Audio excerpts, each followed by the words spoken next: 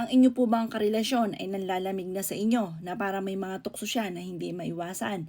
Gawin niyo po ito. Kumuha ka ng isang butil na buo ng bawang. Tanggalin ang balat. Isulat ang pangalan, tunay na pangalan ng inyong karelasyon at ipelyido. Pagkatapos po nito, sunugin niyo po siya. Kumuha ka ng halimbawa tinidor. Tapos sunugin nyo siyang ganyan sa kalan. Habang sinusunod nyo siya, magwi-wish ka na ikaw lang ang mamahalin at hindi na siya titingin pa sa iba.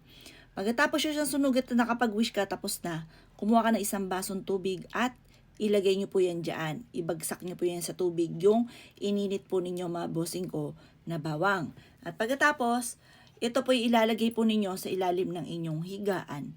Ito po ay good for 1 week. Pagkatapos po niya ng 1 week, kunin nyo po yan at pagkatapos itapon sa malayo ang kamalasan na pinagdadaanan na siya po ay nalalapit sa tukso.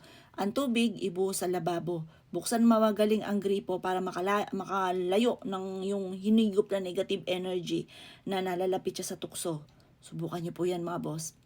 Sikreto lamang po yung malupit mga bossing kasi iwas sa minakaalam po niyan nakukontra. Lalo na yung karelasyon ninyo ay may alam. Halimbawa yung karelasyon nyo may alam or yung karelasyon ng inyong karelasyon ay meron pong dunong sa ganyan, kinukontra. Or kaya yung salita, ilang salita na, ay hindi yan totoo, hindi magkakatotoo yan. Nako, kaya kailangan mga bossing ko, kayo po ay kung gagawa ng ganito, parang nakasiplak ang bibig. Huwag niyong hahayaan mga bossing ko na kayo po ay masyadong madaldal kasi nagiging effect po yan.